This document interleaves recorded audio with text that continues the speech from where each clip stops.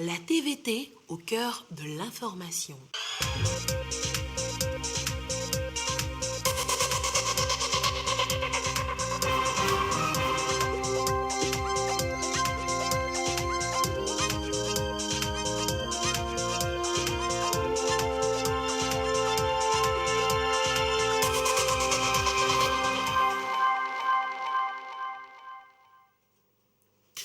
Les professionnels des médias appelés à jouer leur partition dans la lutte contre les fake news et les mauvaises utilisations des réseaux sociaux par la population. Comment doivent-ils s'y impliquer? À suivre tout à l'heure. Le cycle menstruel chez la jeune fille, c'est un phénomène naturel. Plusieurs adolescentes découvrent cela, bien surprises. Que faire la première fois? Abiré Singbe nous dira davantage. Et c'est aujourd'hui que s'est ouvert à Ouagadougou le procès historique sur l'assassinat de Thomas Sankara, un procès immédiatement reporté. Voilà pour le sommaire. Où que vous soyez, vous êtes en direct sur la télévision togolaise. Bonsoir, bienvenue dans cette édition. Réunion d'urgence des 3 centres régionaux d'excellence de l'Université de Lomé ce matin. Il y a 2 ans que le comité de pilotage des activités des 10 centres a été mis sur pied. Jamais il n'y a eu de concertation. Et aujourd'hui, la toute première assise a pour but de trouver les stratégies innovantes afin d'aider ces centres à mieux fonctionner. Abidé Singbe a pris part aux échanges. Reportage. Centre d'excellence régional en concertation pour évaluer leur programme d'activité. Le premier est dédié au secteur des sciences, le deuxième à la maîtrise et promotion de l'électricité et le troisième consacré aux villes durables en Afrique. La rencontre se veut stratégique pour revisiter les curricula en vue de meilleurs résultats. Le comité de pilotage s'attaque à des indicateurs bien précis. Les indicateurs qui n'ont pas marché sont surtout liés à l'effet du Covid-19. Par exemple, on doit recruter des étudiants de l'étranger. Or, les frontières ont été fermées pendant longtemps. Les cours doivent être donnés en ligne. Nous n'avons pas un système, jusqu'à une époque récente, un système sophistiqué pour pouvoir donner ces cours en ligne. L'indicateur numéro 7 qui est lié au cadre institutionnel aussi est très difficile à mettre en œuvre. Ce que nous allons faire au sortir de cette réunion, aider les centres, appuyer-les pour atteindre le plus rapidement possible ces indicateurs. La rencontre discute également des nouveaux projets d'ordre national élaborés par les différents centres d'excellence. Ces centres d'excellence, pour nous, c'est aussi la vitrine des universités. C'est aussi notre capacité à démontrer à la face du monde que nous avons des capacités à faire de la science et à faire de la recherche, et surtout à faire de la recherche appliquée. Je voudrais donc vous dire ici combien ces centres comptent énormément pour le développement de notre pays et pour l'épanouissement de nos universités. Nous allons pouvoir travailler ensemble et faire en sorte qu'à la rentrée prochaine, que nous puissions recruter davantage des étudiants, recruter avec d'autres ressources connexes pour que nous puissions accroître significativement l'impact de ces centres dans le développement de nos pays et dans l'épanouissement de nos universités. Promouvoir l'électricité conventionnelle et renouvelable, développer et promouvoir la filière avicole en Afrique et contribuer à l'émergence des villes durables, des objectifs assignés à ces centres d'excellence, et ils y mettent un point d'honneur pour les atteindre. Nous allons ce soir découvrir un centre régional d'excellence de l'Université de Lomé. Il est dans le domaine aviaire. Et chaque jour, des recherches se font pour, entre autres, améliorer la qualité des œufs. Le CRSA, Centre d'excellence régional sur les sciences aviaires, oriente dans l'atteinte de la sécurité alimentaire. Serge Folly, Gerson Dovo. Il est connu pour sa discrétion, mais ses œuvres font parler de lui au-delà du Togo. Lui, c'est Kokutona, directeur depuis 7 ans du Centre d'excellence régional sur les sciences aviaires, CERSA, de l'Université de Lomé. Ce matin, le chercheur et ses collaborateurs travaillent sur l'amélioration de la qualité des œufs. Et c'est comme cela ici, chaque jour. Des séances expérimentales comme celle-ci sont régulières. Le Centre d'excellence régional sur les sciences aviaires, CERSA, sert à accompagner, à promouvoir et à développer la filière avicole dans le but de contribuer à la sécurité alimentaire. Mais ceci à travers la recherche et la formation. La formation au CERSA met en même temps les étudiants en situation. C'est dans cette unité que se font les expériences, des expériences pour la plupart destinées à accompagner les éleveurs.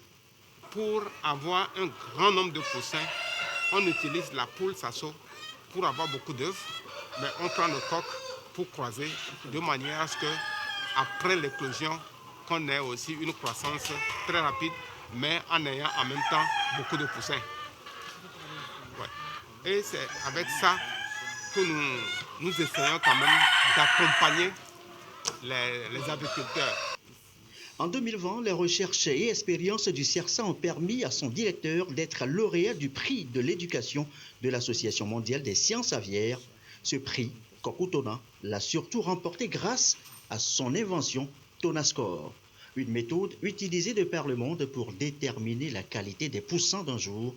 Mais pour le lauréat, tout n'est pas encore gagné. Plusieurs défis demeurent pour révolutionner le secteur aviaire.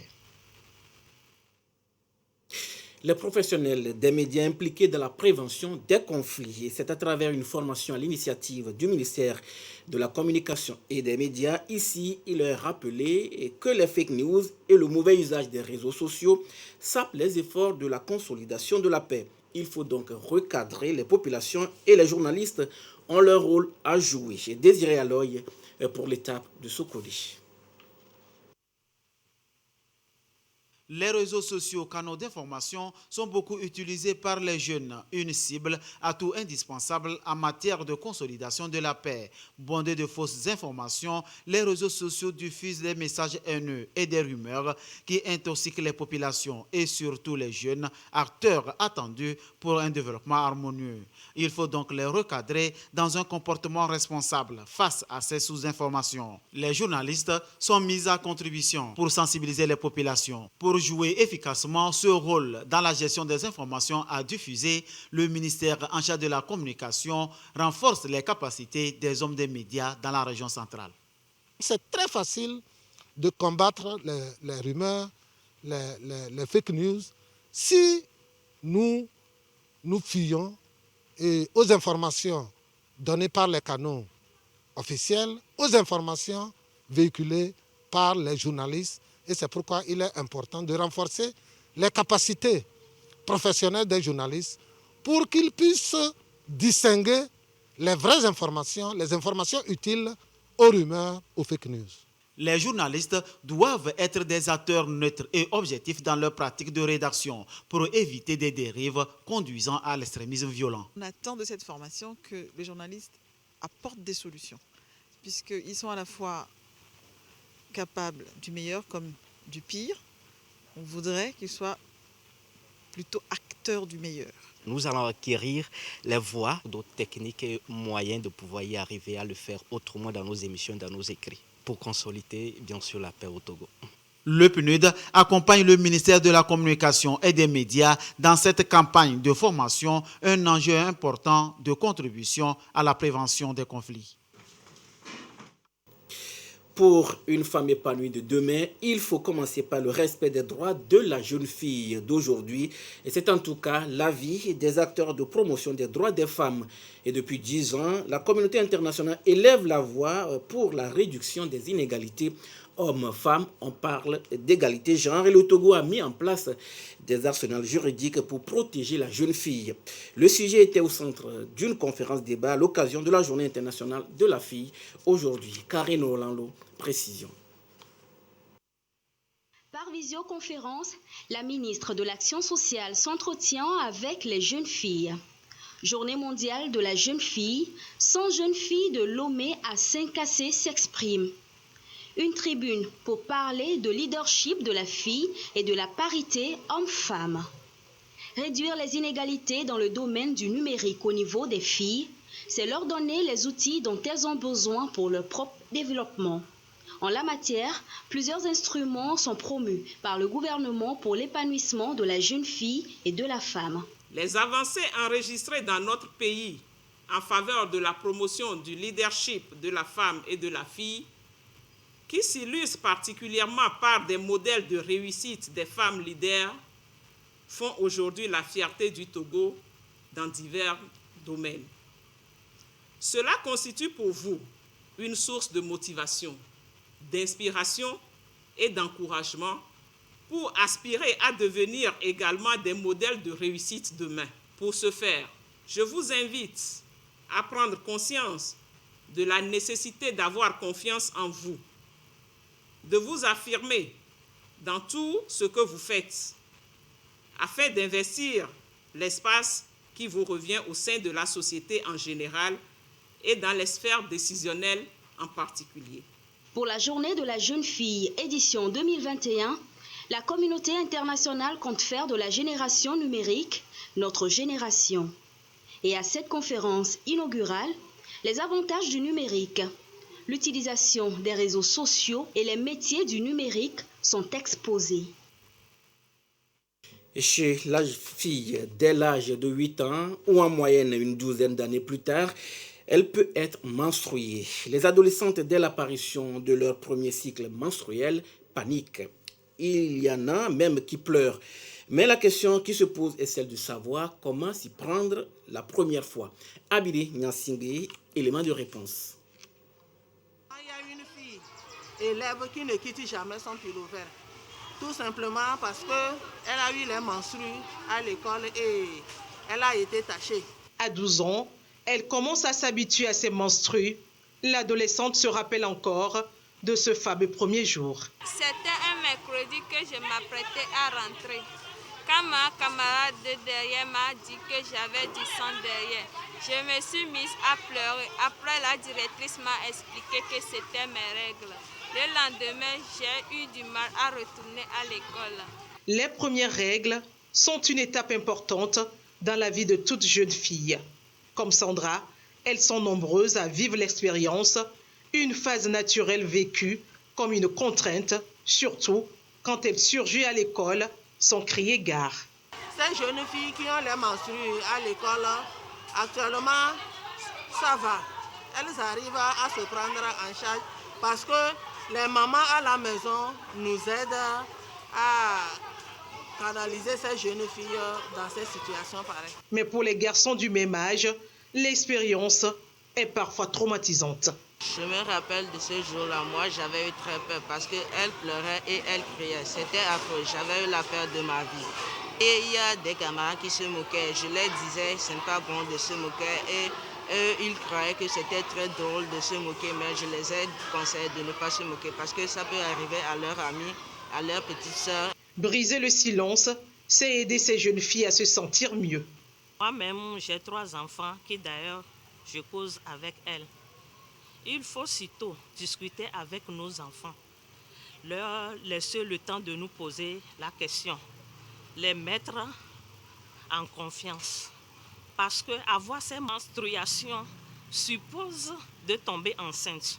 Du coup, il faut les préparer, leur dire quoi faire en termes d'hygiène, leur cacher des choses, c'est les envoyer sur un terrain glissant.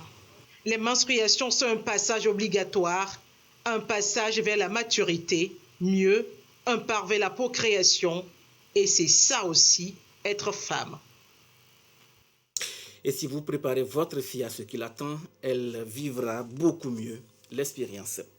Et sur le plan sanitaire, la situation de la pandémie au nouveau coronavirus se présente au Togo comme suit. Le nombre de cas confirmés est de 25 788, 10 nouveaux cas depuis hier. Le nombre de personnes guéries est de 24 516, 52 nouveaux guéris depuis hier. Le nombre de cas actifs est de 1036. Le nombre de décès est de 236. Un communiqué rendu public par le ministre en charge de la Santé, professeur Moustapha Meji Yawa. À Madagascar, une enquête révèle l'étendue de la corruption sexuelle en milieu scolaire. Des témoignages glaçants relevés par l'ONG Transparency International. La promotion canapé est palpable. Là-bas, les étudiantes font des frais par rapport à leur refus. Reportage TV5 Monde. Témoignages glaçants. Lian-Dessous en a entendu des dizaines, venant de victimes ou de parents d'élèves. Leurs récits ont été compilés dans une enquête nationale qui lève le voile sur l'ampleur de la corruption sexuelle à Madagascar. L'objectif de ce projet, c'est de casser ce système néfaste, parce que ça devient une habitude et les générations futures en seront victimes. Les témoignages recueillis par une équipe de 27 enquêteurs sont plus saisissants les uns que les autres, comme celui de cette étudiante en médecine qui voulait devenir chirurgienne. Son supérieur, un interne qualifiant, lui demande alors dixit d'ouvrir les cuisses pour obtenir la spécialisation. Plusieurs étudiantes de la faculté de médecine d'Antananarive ont subi le même harcèlement de la part d'internes qualifiants ou de professeurs titulaires qui aujourd'hui continuent leurs méfaits en toute impunité. Résultat, depuis 2010, seule une femme est devenue neurochirurgienne. Salut tout le monde. Salut Marie-Christina est enseignante dans l'une des universités où l'enquête a été réalisée. Elle est témoin de cette corruption sexuelle depuis plusieurs années. Parmi les anecdotes que j'ai pu avoir, il y a eu celui d'un enseignant qui a donné un 2 sur 20 à une étudiante qui, du coup, allait rater son année totalement. Il lui a proposé de rajouter un 1 juste devant le 2 pour qu'elle ait 12 et comme ça, elle puisse passer. Et pour ça, il fallait coucher tout simplement avec lui. De nombreux hôteliers se sont plaints auprès de son université, voyant régulièrement des étudiantes accompagner des professeurs dans leur chambre d'hôtel. Les collèges et les lycées sont également touchés. Une relation sexuelle contre le bac, c'est ce qu'un enseignant propose aux jeunes filles dans un des lycées où l'étude a été menée. Face à ces accusations, le ministère de l'Enseignement supérieur tempère. Nous condamnons vigoureusement la généralisation un peu hâtive et abusive. Peut-être il y aurait quelques éléments. Quelques cas isolés. Mais ce n'est pas une raison de généraliser le cas en disant que tout le corps enseignant est corrompu. Pourtant, 65% des personnes interrogées ont régulièrement entendu parler de ces pratiques. Mais aucun signalement à ce jour n'est remonté au ministère. Le principal frein invoqué, la honte et la peur des représailles. 34 ans après l'assassinat de Thomas Sankara s'ouvre ce lundi le procès historique des auteurs présumés. 14 personnes doivent être jugées à Ouagadougou. À peine ouvert, il est reporté à plus tard, au 25 octobre, et c'est sur demande des avocats de la défense pour leur permettre de consulter davantage le dossier. Un reportage de nos confrères de Africa News. Le procès des auteurs présumés de l'assassinat de Thomas Sankara commence au Burkina Faso. 14 hommes, dont l'ancien président Blaise Compaoré, vont être jugés pour le meurtre du leader révolutionnaire. En 1987, Thomas Sankara meurt lors d'un putsch mené par son ancien ami Compaoré après seulement 4 ans de présidence. Il est abattu aux côtés de 12 autres dirigeants. Nous avions réunion dans cette salle autour de 16h passées. Le camarade président est arrivé le dernier. Bon, nous l'attendions dans la salle de réunion, ici, là même. Et à peine est-il arrivé que la réunion pouvait commencer. Bon, nous, on a commencé la réunion et moi, j'avais été missionné au Bénin. Donc, de retour de mission, j'avais droit à la parole. Bon, j'ai eu juste le temps de dire j'ai quitté Ouagadougou, début de mon rapport, et puis on entendait des tirs par dehors avec une tonalité assez forte. Sortez, sortez, sortez. Donc sur ces injonctions-là, le camarade président s'est levé et a tiré son survêtement vers le bas et il est ressorti par là, les mains en l'air. Il a été abattu à bout portant. Depuis presque 34 ans, les soupçons se portent sur le successeur de Thomas Sankara à la présidence, Blaise Compaoré, à la tête du Burkina Faso pendant les 27 années suivantes. Ce procès mettra enfin la lumière sur ce qui s'est passé. C'est que la vérité soit dite, la vérité selon laquelle un homme, un groupe d'hommes, et particulièrement le président Thomas Sankara, a été assassiné pour avoir aimé son pays. C'est un acte de... Si le procès pouvait nous permettre d'établir cette vérité-là. Renversé par un soulèvement populaire en 2014, Blaise Compaoré a ensuite fui en Côte d'Ivoire. Le pays lui a ensuite accordé la citoyenneté. Le procès se déroulera devant un tribunal militaire de la capitale Ouagadougou. Les amoureux de la planète ont crié leur ras-le-bol hier dimanche à Bruxelles à l'approche de la COP26. Pour eux, les politiques de lutte contre le réchauffement climatique traînent. Il faut agir maintenant. Les défenseurs de la planète ont à nouveau défilé par milliers ce dimanche à Bruxelles. À l'approche de la COP26 sur le climat, ils entendent mettre la pression sur les gouvernements et sur l'Union européenne, qui s'est fixé comme objectif d'atteindre la neutralité carbone en 2050 et de réduire de moitié ses émissions de gaz à effet de serre d'ici à 2030. Des mesures qui n'impressionnent toujours pas ces amoureux de la planète, jeunes comme moins jeunes. Ils parlent de 2050, 2030, c'est trop peu et trop tard. Ils doivent agir maintenant. Et pensez-vous que les gens ici sont prêts à payer le prix de la transition ? C'est la grande difficulté. Nous attendons depuis 30 ans, depuis 1992, depuis Rio. Mais depuis, les politiques n'ont presque rien fait. Dans le cortège, de nombreux jeunes comme ces filles scouts qui ont bien l'intention de se faire entendre et de montrer la voie pour que les comportements changent afin de préserver le climat et l'avenir de cette génération qui n'est pas encore en âge de décider. Nous on ne paye pas d'argent, on est des jeunes, on ne paye pas encore. Mais nous, par exemple, nos camps, l'été, on fait 0 déchet. Dans les esprits des manifestants, les inondations catastrophiques de l'été dernier qui ont endeuillé l'Allemagne et la Belgique. Pour l'activiste Nicolas van Nuffel, les hommes politiques ne peuvent plus ignorer l'impact des changements climatiques. Il en appelle à une profonde transformation. Et il faut changer tous nos bâtiments. On a besoin de plus de transport public, de plus d'argent. Le plan européen de nouvelle génération est un bon premier pas, mais il est totalement insuffisant. Les défenseurs du climat espèrent que l'Union européenne se rendra à la COP26 avec de grandes ambitions. La chose la plus importante dont nous avons besoin à la COP26, c'est une négociation sur l'ambition, la réduction de nos émissions et l'argent pour les pays en développement. Malgré l'atmosphère de festival qui régnait ce dimanche à Bruxelles, le ton parmi les manifestants, jeunes comme moins jeunes, est à l'urgence. Si leur message n'est pas entendu par les hommes politiques, ils retourneront bientôt dans la rue. Climat encore, découvrons ensemble ce centre de recherche en Italie. Ils travaillent sur les conditions climatiques. Dans ce centre, les chercheurs essaient de tester la réaction des organismes et des objets. Dans une salle, ils peuvent accélérer par exemple le temps. S'entraîner aux gestes qui sauvent dans des conditions extrêmes. Plus besoin de grimper pendant des heures sur les plus hauts sommets de la planète. À Bolzano, en Italie, ce centre de recherche est capable de générer des conditions et des températures extrêmes. De moins 40 degrés à plus 60. Objectif, tester la réaction des organismes et des objets.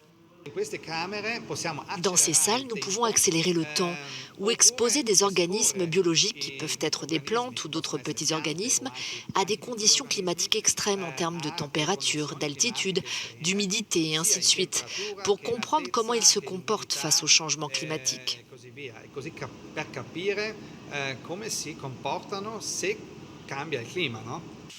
Ici, on simule la congélation de cette cabine de tracteur. Les chercheurs vont ensuite mesurer la vitesse à laquelle le verre va être dégivré, des informations importantes pour les constructeurs.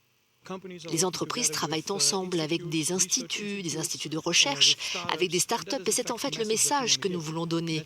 Unissons nos forces pour accélérer le changement et pour sauver la planète. Ce centre de recherche compte plus de 400 scientifiques et regroupe 4 universités, 40 entreprises privées, 30 start-up et 40 laboratoires. Un éventuel retour de l'ambassadeur d'Algérie en France est conditionné au respect total de l'État algérien par Paris. C'est ce qu'a déclaré hier le président algérien Abdelmadjid Tebboune. Le représentant diplomatique a été rappelé, vous le savez, au début du mois à Alger, après des propos critiques du président Emmanuel Macron. Les tensions diplomatiques se poursuivent entre Alger et Paris.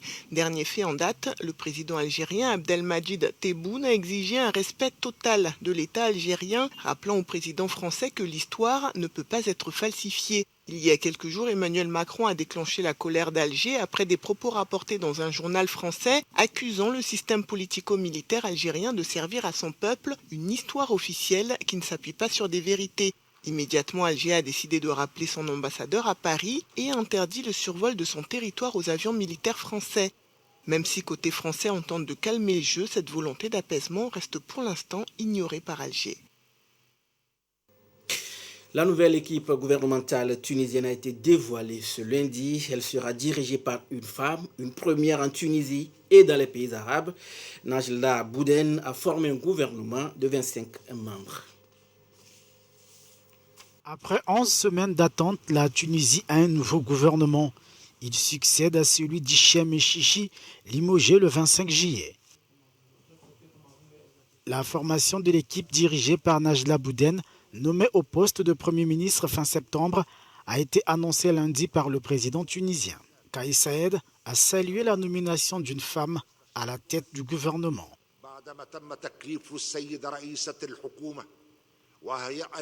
Le Premier ministre a été désigné, ce qui fait d'elle la première femme Premier ministre en Tunisie, mais aussi au niveau des pays arabes.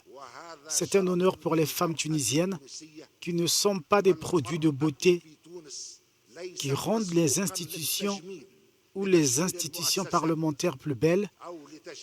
Nous ne sommes sous le mandat de personne, mais comme la Constitution prévoit un gouvernement,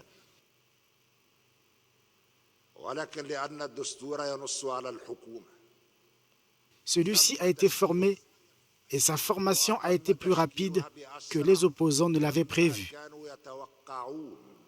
Des opposants qui ont manifesté la veille de la formation du nouveau gouvernement contre ce qu'ils appellent le coup de force du président tunisien. Kais Saïed avait pris le contrôle de l'ensemble de l'appareil de l'État le 25 juillet. La suite de cette édition avec cette décision de la HAC portant suspension de l'hebdomadaire des Guardian. Joseph Amégan, précision. Décision numéro 019 de la HAC portant suspension de l'hebdomadaire des Guardian. La haute autorité de l'audiovisuel et de la communication HAC, vu la Constitution du 14 octobre 1992, considérant que dans sa parution numéro 0126 du 23 septembre 2021, le journal The Guardian a consacré un article à la campagne de vaccination contre le Covid-19 intitulé « Vaccination forcée avec chars et fusils d'assaut au Togo, le régime en course pour le prix Nobel de la paix ». Considérant que dans l'émission Mironegno, diffusée en direct sur les antennes de radio Canal FM, le mardi 28 septembre 2021, essentiellement consacré à la campagne de vaccination contre la Covid-19 au Togo, M. Ambroise Yao Ponjo, directeur de la publication du journal The Guardian, est intervenu par appel téléphonique. Considérant qu'il a fait des révélations au sujet d'une probable vaccination des élèves, information qu'il a reprise dans sa parution numéro 027 du 30 septembre 2021, selon lesquelles le directeur du CEG Ségbé a porté à la connaissance des élèves qu'ils seront vaccinés dans les jours à venir. Considérant que, selon le directeur de la publication du journal The Guardian, il s'agit d'informations avérées sur lesquelles il aurait fait des investigations qui confirment la véracité de ces informations. Considérant qu'au cours de l'émission, il a déclaré avoir été interpellé par un parent d'élève qui s'insurge contre cette décision de vacciner les élèves dont l'âge est compris entre 13 et 14 ans, alors que lui-même, géniteur des élèves, n'est pas encore vacciné.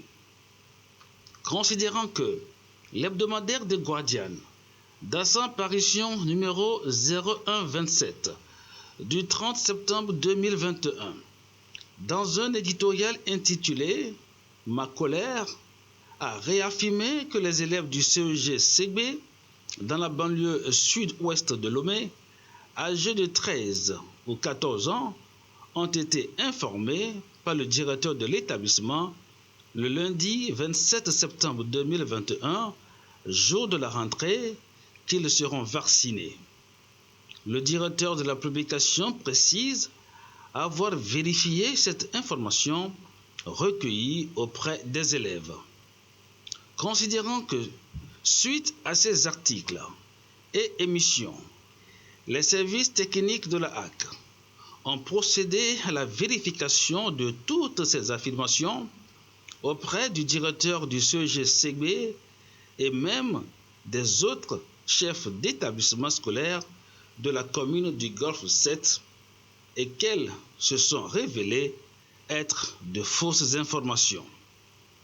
Considérant que, dans le souci d'écouter sa version et d'échanger sur la véracité de ces informations publiées et diffusées, la Haute Autorité de l'Audiovisuel et de la Communication HAC a, le vendredi 1er octobre 2021, invité le directeur de la publication de l'hebdomadaire The Guardian à une séance d'audition le mercredi 6 octobre 2021. Considérant que M. Ambroise Yao Ponjo, directeur de la publication du journal The Guardian, ne s'étant pas fait vacciner et disposant pas d'un test PCR négatif de moins de 112 heures, n'a pas été autorisé à accéder à la salle d'audition conformément aux mesures prises par le gouvernement pour accéder au bâtiment administratif. Qu'à cet effet, la HAC a programmé une autre audition le lundi 11 octobre 2021 pour permettre au directeur de la publication de se conformer aux dispositions d'accès au bâtiment administratif et qui lui a été notifié par courrier. Considérant que le directeur de la publication de l'hebdomadaire The Guardian, par courrier en date du vendredi 8 octobre 2021, parvenu à la HAC à 17h17, a informé l'institution de régulation des médias qui ne pourrait se présenter à la séance d'audition du lundi 11 octobre 2021 du fait qu'il ne s'est pas fait vacciner pour des raisons personnelles d'ordre psychologique et physiologique et qu'il ne dispose pas de moyens financiers pour faire le test PCR. Considérant que ce refus de se conformer aux mesures d'accès au bâtiment administratif en cette période de Covid-19 traduit la volonté du directeur de la publication de ne pas répondre à l'invitation de la HAC, ce qui constitue un défi à son autorité. Considérant qu'en publiant ces articles et en tenant ces propos dont la véracité n'est pas établie et qui comportent des affirmations gratuites, l'hebdomadaire The Guardian n'a pas respecté les règles professionnelles en violation des dispositions du Code de déontologie des journalistes du Togo, du Code de la presse et de la communication et de la loi organique relative à la HAC. Considérant qu'en publiant ces fausses informations et en appelant les parents d'élèves, la société civile, les syndicats, les confessions religieuses, à tout faire pour stopper cette dérive inacceptable, le journal incite à la désobéissance civile, ce qui constitue une faute professionnelle grave, sanctionnée par l'article 157 du Code de la presse et de la communication. En conséquence, et en application de l'article 65, alinéa 3 de la loi organique, numéro 2018-029, portant modification de la loi organique, numéro 2004-021, du 15 décembre 2004, relative à la Haute Autorité de l'Audiovisuel et de la Communication, et de l'article 15 du décret numéro 2021-004 PR du 13 janvier 2021, fixant les conditions de délivrance, de renouvellement, de suspension ou de retrait de la carte de presse et d'accréditation des envoyés spéciaux et des correspondants permanents de presse au Togo. La HAC, après en avoir délibéré à sa séance plénière extraordinaire du lundi 11 octobre 2021, décide, article 1er, une suspension de 4 mois de parution de l'hebdomadaire The Guardian à compter du mardi 12 octobre 2021. Article 2.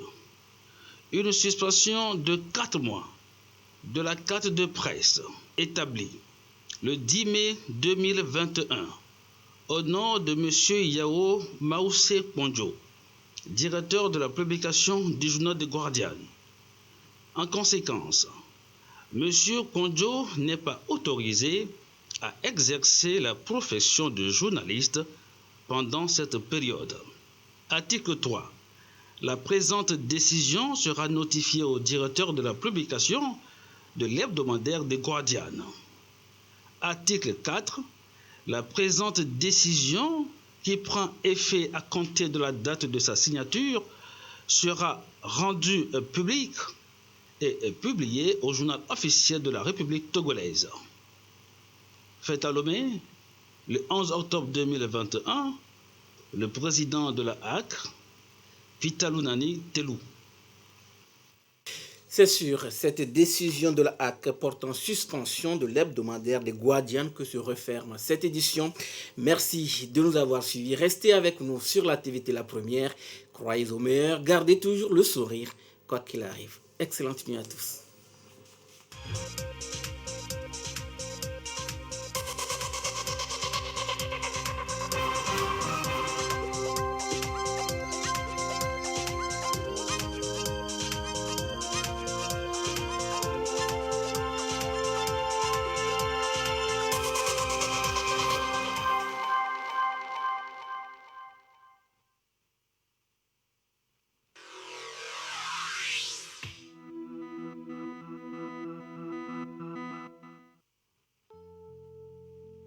L'instant météo avec l'Agence nationale de la protection civile.